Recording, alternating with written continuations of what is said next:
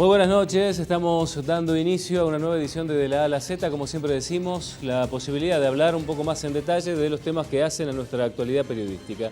Y dentro de los temas que desde hace un tiempo forman parte de la agenda periodística, uno de los más feos sin duda porque involucra un montón de sensaciones, es el caso del Consorcio San Juan. Una historia que empieza con una estafa. Hay una persona que está de hecho presa en función de esta situación y posteriormente algunos de los afectados, un número reducido de los afectados del Consorcio San Juan, uno conoce, tiene afectos, compañeros de trabajo que han pasado por esta situación, terminan tomando una decisión que es tomar un terreno, ocupar un terreno que de alguna manera ellos entendían iba a ser el lugar de emplazamiento de ese consorcio de viviendas que involucra al ex titular de UPCN en Bariloche, hoy detenido.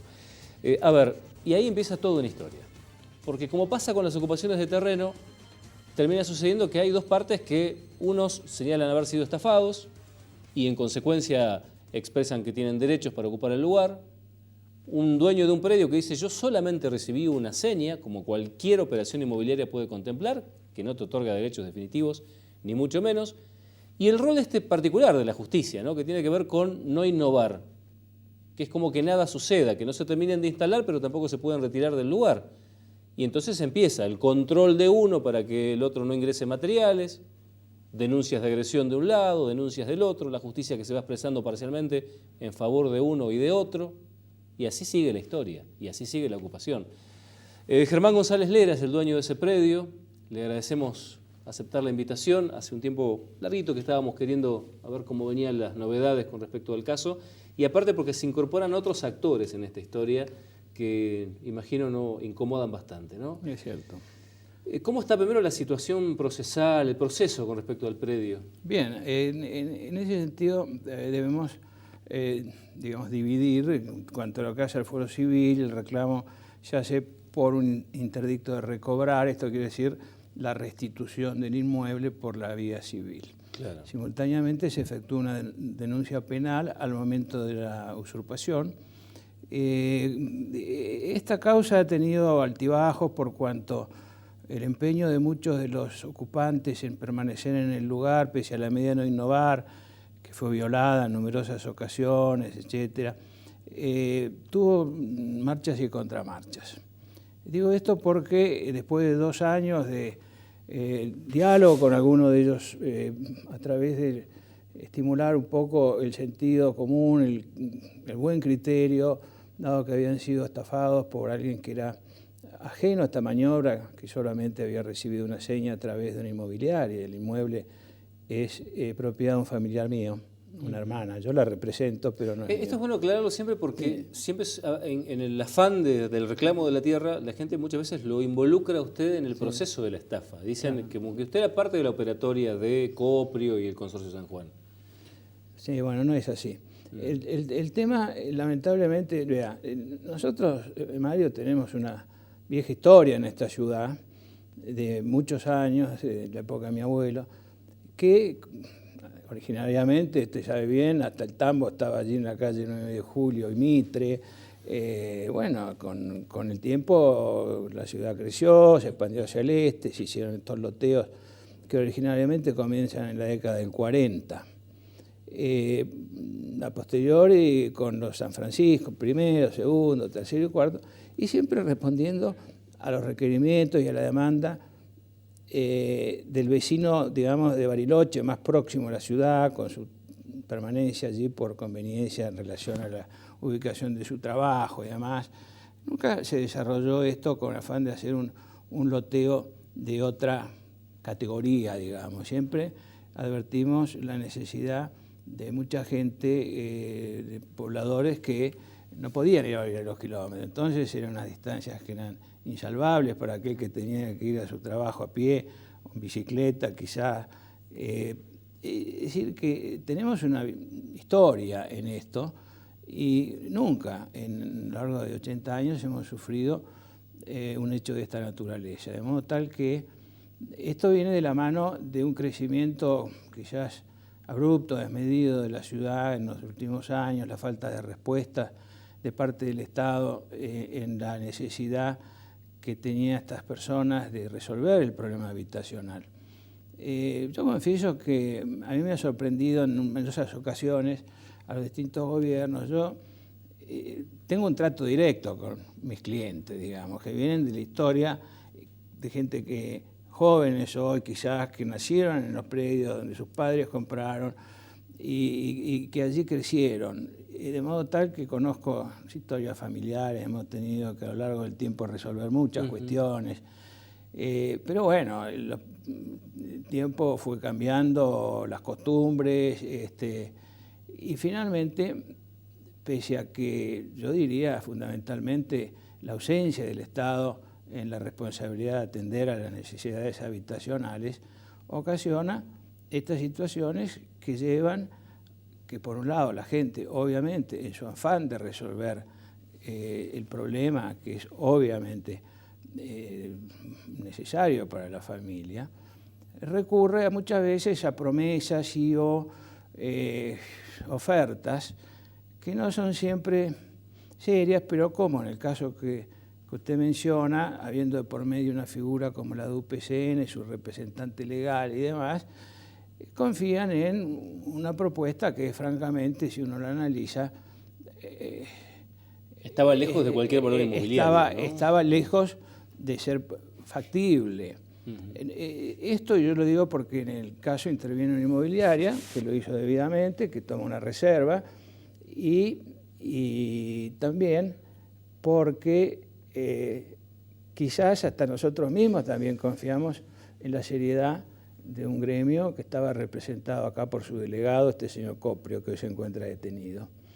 De esta manera, cuando transcurre el tiempo, al dejar una reserva, y mucha gente que preguntaba, porque me conocen, y cómo viene el tema, y viene, está un poco demorado, etcétera, pero llegó un punto en el que esta gente, estaba Coprio y estaba otro personaje ya fallecido que representaba a una consultora de soluciones habitacionales llamada COSPAT.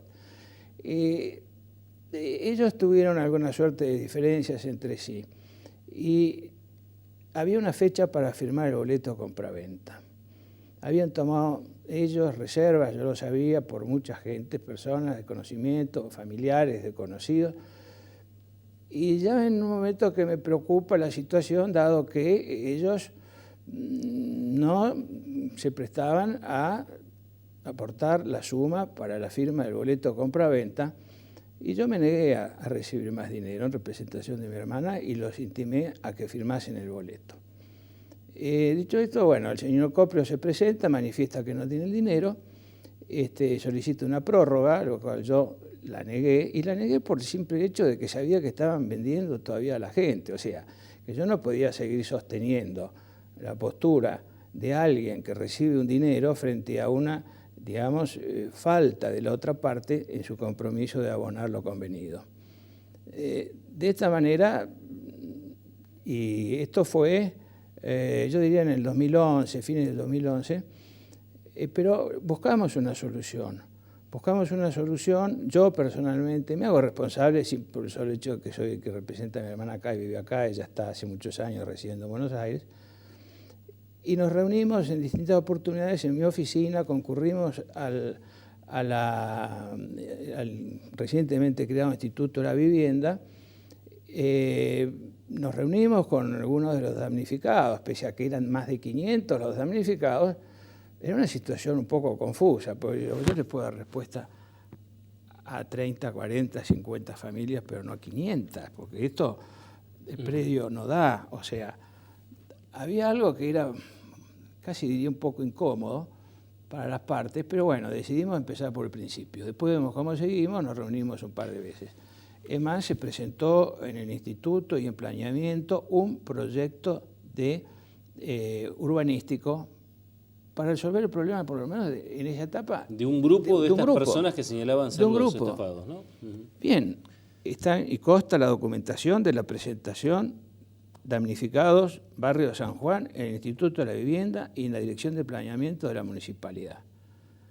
En una ocasión, un grupo de los que estaban allí compartiendo este proyecto, hubo diferencias. Hubo diferencias entre ellos y un grupo menor de ellos decidió ocupar el terreno. Y ahí empieza toda esta historia. Y ahí empezó la historia. O sea, pese a la intención nuestra manifiesta, por cuanto están los documentos que acreditan lo que estoy diciendo, presentados en el Instituto de la Vivienda, en el municipio, ocuparon. Lera, yo decía, se incorporan otros actores en esta historia, Sí. Recientemente. ¿Cómo está el tema de los servicios en el lugar? Porque, bueno, por un lado está la orden de no innovar, pero hay como presiones para que le lleven servicios al sector ocupado. ¿Cómo es esta historia? La historia viene así. El juez Lozada dicta una medida de no innovar. Y en el civil el juez Serra dicta la misma medida, con distintas características, pero básicamente... No innovar, explicámosle a la gente, es que no pueden hacer mejoras, no modificar ni demás, pero tampoco usted puede retirar a la gente. No, claro, digamos, el desalojo se promueve a través de la acción civil o también de la penal, por cuanto si se comete un delito y la sanción puede ser, no sé, menor, por decirlo de alguna manera, pero el individuo no es desalojado del predio, carece de sentido. O sea, claro. ¿Qué sentido tiene? A usted por eso yo decía que la justicia por ahí es medio una entelequia esta situación, ¿no? Es una entelequia. Yo me he tenido que convertir en una suerte de experto en estos temas porque uno va enterándose de lo mismo cuando uno tiene un problema de salud. Se convierte en un experto. Se va convirtiendo en un experto. El tema, bueno, yo no quiero hacer las veces de abogado, obviamente. Me gustaría que fuéramos porque se nos va acabando el tiempo. Sí. ¿Qué es lo que está pasando con el tema de los servicios y puntualmente con la cooperativa de electricidad? El tema que es más grave ahora, he advertido por vía de comentarios de terceras personas que están vinculadas a algunos de los que pretendidamente ocupan. El predio, entendamos, fue devuelta a la posesión por el juez Lozada en septiembre del año 2012. A continuación, hay allí una nueva intrusión de la mano de un personaje muy conocido que impulsa a estas personas a ocupar el predio y obviamente es fundamental que, no habiendo nadie viviendo allí, se preserve el lugar. Si uno pone servicios, instala servicios para no darle servicios a nadie, sería una medida contradictoria, y tampoco alienta a nadie a que se instale en el predio. He tenido conocimiento que desde la cooperativa eléctrica se estaría acordando o por acordar algo con un grupo de estas personas y se abre una suerte de registro de ocupantes que no están, con derecho a recibir una conexión. Desconozco exactamente cuáles son los términos de este convenio que se estaría acordando, pero esto va en contra de lo que ha dictaminado la justicia, dictado la medida de no innovar, tanto el juez Lozada, cuando interviene la Cámara y revoca el sobreseimiento de los imputados en la causa, mantiene la medida cautelar, es decir, a posteriori la Cámara revoca el sobreseimiento y mantiene la cautelar. Quiere decir que está vigente la cautelar, que impide la instalación de servicios en el predio. Porque si no, se estaría instigando a la gente a instalarse. En el lugar. A instalarse. Tenemos que cerrar el bloque, González Lera, pero quiero hacer una última pregunta a partir de algunas denuncias que hicieron los ocupantes en su momento. Sí. ¿Usted tuvo alguna relación con la quema de viviendas en el lugar? Por supuesto que no. Bueno, esto es algo que lamentablemente se da porque ha habido acciones de parte de individuos interesados en sostener el predio, desalojar a algunos que no se avenían a sus condiciones, como pagar cuotas, etcétera, para permanecer en el lugar, etcétera, y se me adjudicaron hechos como los últimos que han tenido resonancia, el hecho de un intento de incendio de casillas, dispararle con un arma de fuego a una mujer, etcétera, etcétera, etcétera.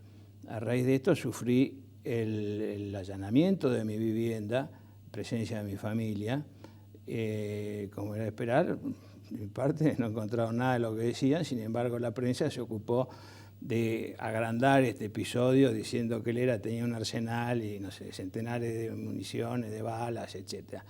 Me restituyeron la posesión de las armas, pues se probó que no habían sido las armas que la denunciante manifiesta haber visto. razón por la cual, lamentablemente, muchas veces la prensa echa a rodar estas noticias que obviamente perjudican a las personas. Y agradezco en este caso la oportunidad que ustedes me dan también para echar luz sobre el acontecimiento y otros. González Legra, gracias por haber venido. Gracias a usted. Muy bien. Muy amable. Allí entonces el tema del Consorcio San Juan, como decimos, uno de los más complicados que tiene el tema de tierras en Bariloche. Cuando volvamos, vamos a hablar con el obispo de la ciudad, porque se viene la peregrinación a la Virgen de las Nieves.